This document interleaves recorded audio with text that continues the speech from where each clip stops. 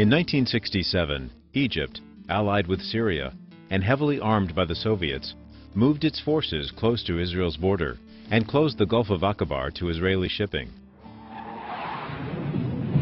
But Israel launched a massive preemptive airstrike which decimated the Egyptian and Syrian forces. Armed with the latest American and French weapons, Israel forced the Egyptians to retreat and completely overran the West Bank, setting themselves up in occupation over all of Greater Israel, including Jerusalem. Thus, the Zionist dream of dominion over all of the ancient Jewish kingdom seemed to be fulfilled.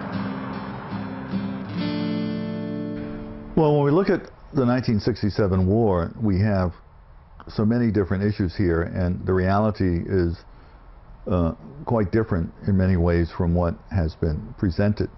There's no question that Nasser went into the Sinai, and that ultimately, rather quickly, the UN people were forced to leave, and this included from Sharm el-Sheikh. And at this point, the Israeli army was mobilized, including all the reservists, and this can hurt the economy over a period of a couple of weeks, obviously, and it's a crisis situation. And there's also no question that Egyptian propaganda was talking about throwing the Jews into the sea, avenging the Palestinians, etc., etc. So all of that propaganda was being beamed into Israel. And Israelis were horrified and saw this as a major threat, obviously, to their security. On the other hand, Nasser, once he went into Sharm el-Sheikh, didn't blockade, you say. He was aware of what had gone on in '57 when Golda Meir in the UN had said, this will be a casus belli. And then he's mocked, not only by the Syrians, you see, his major Arab nationalist rivals, but also by Hussein of Jordan, who hates Syria. They're both calling him a coward for not blockading, you see, the Straits of Tiran and closing off the Gulf of Aqaba. And there's a whole propaganda war going on between these Arab states that are the three Arab states that are going to be involved in the 1967 war. It's a crazy situation. Now, once he does that, of course, you technically have a justification for Israel to attack, but Israel doesn't. The United States has gotten involved, and there's a lot of effort to try and build up international support to open things up. And as this goes on, and there's major consultation between the Israelis and Washington, the Lyndon Johnson administration, Israelis keep coming in, and what happens is they ultimately get reassurances behind the scenes that we will not object if they attack. There is a crisis in Israel because Eshkol is seen as very weak, and had been seen as weak before. And so he had brought Moshe Dayan back in, the hero of the Sinai campaign in '56, as his Minister of Defense, and then he allowed Menachem Begin in as Minister without portfolio, the revisionist leader, whom Ben-Gurion had despised. Ben-Gurion's now out of politics. And this is a major victory for the revisionists, this legitimacy that they have. But even then, the votes are tied, and Eshkol is hesitating, and there apparently is almost a military revolt at one point, because they want to attack. You see, regardless of what the Israeli public understandably thought in terms of all these threats and what had been going on, the Israeli military saw this as a great opportunity, because they knew they could beat all three armies. And the CIA told them, yeah, you can do this, there's no problem. So, and they wanted to defeat and destroy the armies and wreck all their armor, all Soviet supplied armor in the case of the Soviets, the Syrians and the Egyptians. So the military was champing at the bit, and Eshkol was holding back. And there were some terrible meetings that went on, which the public at that time did not know about. Well, in the meantime, an American businessman who was operating for the Americans had talked to Nasser. And a deal was made for an Egyptian vice president, Zakaria Mohyeddin, to come to Washington on the 7th of June to talk about a withdrawal. In other words, things would be diffused. And it was hard to claim that the Egyptians, although they had violated this whole thing about the Sharm el-Sheikh and blockade, that they were really intending to attack, because it did not really seem that their troops were in offensive positions ready to go. As a matter of fact, when the Israelis finally attacked on June 5th, they were all stood down. There was nothing really going on. The deal to have this Egyptian come was June 2nd. The Israelis were informed on June 3rd, and the advance delegation for the Egyptians was arriving June 5th. Now, as I said, Israel had a justification to attack, but they had hesitated. But their decision to attack was made after they learned that the Egyptians were coming.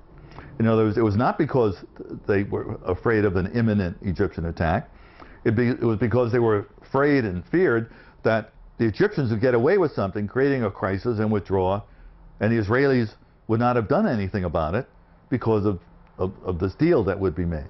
And that really is what caused them to attack, to make the decision to attack. And this stuff is still getting misrepresented. There's a major volume out, the Foreign Relations of the United States, on the 1967 war. The State Department just put it out, which gives you all the details.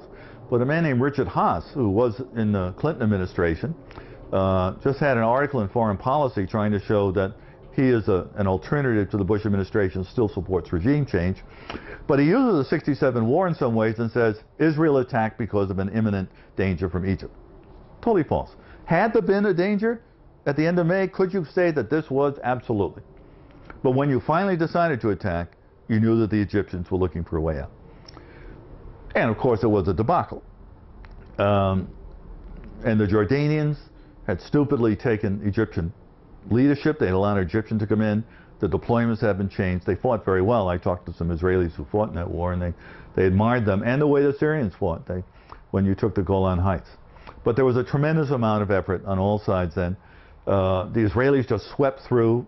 They were able to take Jerusalem, which they then annexed to Israel, and the West Bank. And then later on, they took the Golan Heights. And of course, the West Bank and the Golan are still Israeli today. The Sinai was returned as a result of the 73 war and then negotiations that occurred at that time following that. Now, the 67 war had a tremendous impact in many, many ways. It's not just territory. It devastated Nasser. He lived on to 1970, but his reputation had declined. And he had been a hero of Arab nationalism, and the Egyptians had idolized him. And in Egypt, this is going to cause the beginning of a shift towards Islam, towards religion, because socialism has proved bankrupt, and the Egyptian state economy is a joke under Nasser. And what do we have? And we've been destroyed, our army. The Israelis are on the Suez Canal. You see what I mean? And the canal, by the way, will be blocked for 8 years until 75. Which the United States doesn't matter. It doesn't matter because we're in Vietnam, and this means that Russian supplies through the Black Sea can't go through the Suez Canal. They got to go all the way around Africa. So that's fine. Leave this canal closed. Not only is religion going to be very important there, but when Anwar Sadat succeeds Nasser, he's very fearful of the left-wingers who are allied with Nasser. So he begins to encourage the Muslim Brotherhood to become more public, to gain Islamic sentiment backing him against his leftist enemies, you see. So Islam then is going to become more of an issue in Egyptian politics. At the same time, in Israel, it's not strictly religious, but the fact you've taken over what had been part of ancient Israel means that even many secular Israelis see this in a historic way, you know, and want to settle there. This doesn't happen all at once. But there is this beginning of a movement that then becomes much more mobilized with Gush Ebanim, 1973-74, and illegal settlements being allowed. You turn a blind eye and they can be set up and all this sort of thing. In the meantime, the Israelis had promised that they would negotiate and withdraw for nearly all the territory. But they informed the United States after the war that that wasn't necessarily going to be the case. On the other hand, their stand was that the Arabs would have to negotiate with them directly, not through the UN. And a great deal of what is going to go on in the early 70s is going to have to do with the UN and certain politicians in the Nixon administration, the Secretary of State, pushing for international involvement, William Rogers, whereas Kissinger and Nixon are sabotaging the UN and letting Israel know through the back door they don't have to worry about it. And Israel is in the Sinai, and they begin to build air bases there and things like that. They immediately begin to settle in the Golan Heights. And a man who does that is a man named Yigal Allon, who was seen as a moderate, but he was elected from northern Israel, and a lot of his constituency want to settle on the Golan Heights. This is democracy at work, you see. So the West Bank is the trickiest issue, and what are you going to do about that? Gradually, but slowly, but gradually, you're going to begin to have settlements there, even under Yitzhak Rabin when he's prime minister in the mid-70s, and then once Begin comes in, it's going to explode from 77 onwards. So we're looking at this, and how are you going to resolve this situation where Israel is in control of these territories? Sadat comes in, and Sadat really wants to settle things. He makes all sorts of overtures where he wants full return of the Sinai in return for peace, which the Israelis don't really want. They want to control some of the Sinai. The Israelis finally decide that if they can get a deal with Egypt, that would help, because then they could isolate Egypt and deal with the Jordanians and the Syrians without worrying about the Egyptians, who had the biggest army. It's not to settle things and make peace, it's to have more control over those areas. But in the meantime, things are developing where Saddam and the Egyptians have thought, and Assad is in part of Syria, they've been pleading with the United States, look, we want to get something going here. And the key here was Security Council Resolution 242, which was very ambiguous, because it said that all nations should be able to live in peace and secure boundaries. It also said that no country should be able to keep territory acquired by war, you see. And it said that Israel should withdraw from territories taken in the recent conflict. Now, the word "the" was left out before "the territory." So Israel was not required to withdraw from the territories, just territories. Israel said it would not agree to UN Security Council Resolution 242 if "the" was in there, although it's in the French and Russian versions, because that would mean all the territories. They wanted to keep some territory. Why? Because other parts of 242 said all countries can live in secure and recognized boundaries, and we can't be secure in what we had, so we're going to have to keep some more territory. See what I mean? So we'll have to keep some. Now, what occurs here, again, domestic politics come in. From the beginning of 73, Egypt and Syria are preparing for an attack at some point, if the Nixon administration isn't going to get involved. Domestic politics, Nixon has Watergate.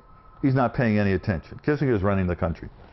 The U.S. isn't going to do anything, even though the Egyptians in 72 threw out the Soviets, which the Americans wanted as a Cold War victory. Okay, so nothing's going to happen on that front. You prepare for this, you say. Would you have attacked? Who knows? But you have an election coming up in Israel. And Moshe Dayan is this very mercurial person who's been part of the labor coalition. And he says to Golda Meir, I'm going to go over to the opposition unless you agree that there's something in our platform that says we are going to keep almost half the Sinai Peninsula, we're going to annex it, as well as begin really pushing settlements in the West Bank. And if you can envision this in terms of the Sinai, what you'd have to do with a map, you come down from the northeast corner of the Sinai and Gaza and come down to the middle central area and then come over. So you're taking the eastern part all the way down to the Gulf of Aqaba, Sharm el-Sheikh, and the bottom of the Sinai, and then you come over to half of the western part. And the reason you're doing that is that the Egyptians had discovered oil there and have been using it, and the Israelis have been taking that oil illegally, contrary to conventions, but they want to annex that too. So this becomes part of the Labour Party platform, which an Israeli politician at the time, Pinhas Sapir, says, this is stupid. This is domestic politics, but this should have nothing to do with this. What would be next, you say? So you have the attack, which is a major victory initially. The Syrians almost regained all of the Golan Heights, not quite. The Israelis fought back valiantly and successfully and finally held them off. The Egyptians stormed across the canal, which Dayan had been saying in the election campaign in the fall of 73, we have the superiority for the next 10 years, the Arabs can't do anything. This shattered his career. Even though finally the Israelis win and they finally wind up coming over on the western side of the canal, they're in territorial Egypt, this is going to be settled. There's serious fighting, and I have Israeli friends who are fighting in Suez, and they admired the Egyptians. The Egyptians really fought well in this war. They avenged 67, even though they didn't win outright. The Israelis wanted to drive the Egyptians out of the Sinai Peninsula and put the status quo back in before the attack. But the Americans intervened and said, no, this is a negotiating chance. You see, the Israelis didn't like it. But then Henry Kissinger becomes the star, and he does his shuttle diplomacy when he's not going out with movie stars in Hollywood. And you have these disengagements that are beginning to take place. 2 with Egypt, 74, 75, and 1 with Syria on the Golan line in 74. And this is what was called a step-by-step process, whereby the idea is that you are ultimately going to create trust. They're called confidence-building measures. No confidence was ever built with these. This was a fiasco.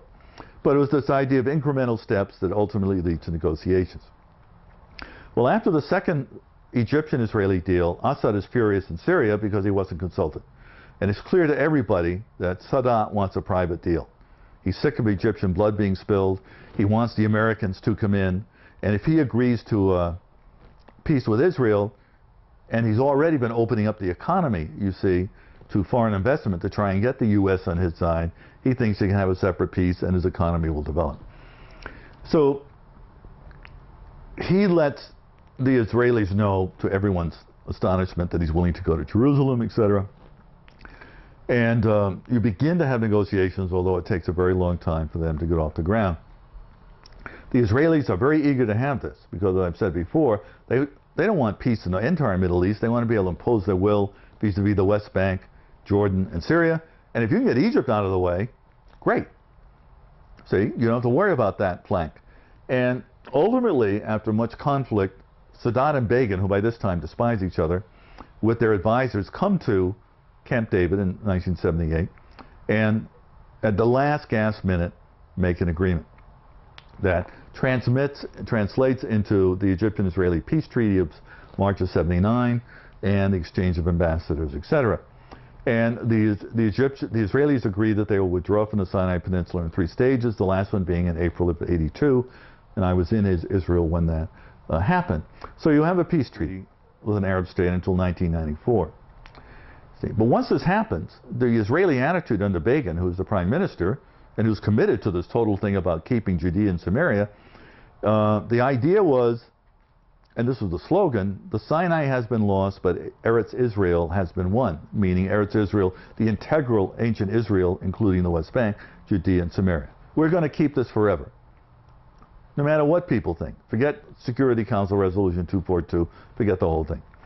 And this begins to lead then, after 1978, particularly in 79, the peace treaty, to this enormous settlement process that begins to go in the West Bank. Under Likud supervision, particularly Ariel Sharon. And the intensity of this, and it's very carefully planned, and you deliberately put settlements up against Palestinian Arab communities and take their land by saying it doesn't belong to them, etc. And the Reagan administration is very pro-Israeli because of the Cold War and things of this sort. And with respect to what's going on in Nicaragua, you know, and the Sandinistas, and we're pushing these Contras who are committing terrorist acts to killing civilians. Not only are the Israelis involved in this, but the Saudis are involved in this in terms of funding it. Saudis are funding this, and they're funding the Afghanistan Mujahideen as well, with our advice in Afghanistan. See, this is an anti-communist crusade in Afghanistan and in Central America, and the Israeli-Iran-Contra thing where you're selling missiles to the Iranians, and the money will then go to fund, some of it will go to fund this as well in Central America. This is all part of the deal at that time. And a lot of these people who were convicted of lying and of crimes, who were then pardoned by the first President Bush, are in this Bush administration right now. Now, once you get this going on, what is going to happen? The Palestinians are increasingly coming under stress, and many more people, and this is ultimately going to lead to the first intifada. And you're getting many more settlers coming in, militant settlers. Now, the Israelis are also pushing this, nice homes, low mortgages. You know, you can commute to Jerusalem or Tel Aviv in half an hour. You get all these new roads being put in, bypass roads, etc., so you don't have to see any Palestinians. This goes on all through the 90s as well. But this does lead to the first intifada, an uprising that is relatively weapons-free. Stones, yes, but very, very few weapons. Totally in contrast to, and the Israelis more or less observe the rules. In other words, when they use these rubber-coated bullets, they shoot at the legs. They don't shoot at the heads.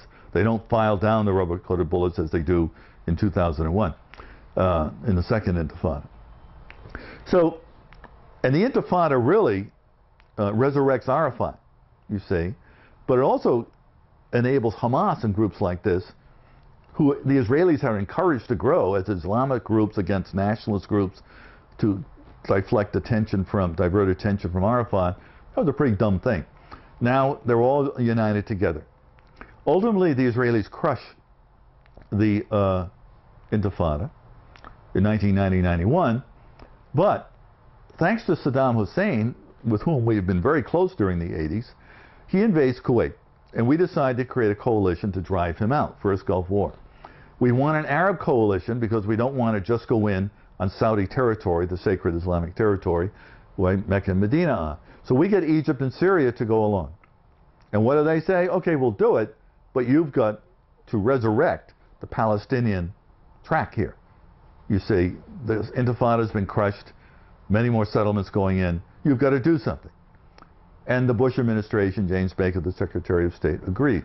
So after you have, the first Iraq war, drive them out of Kuwait, the Iraqis out of Kuwait, then you have the Madrid conferences and exchanges that go on here, 91 to 93. They don't really lead anywhere.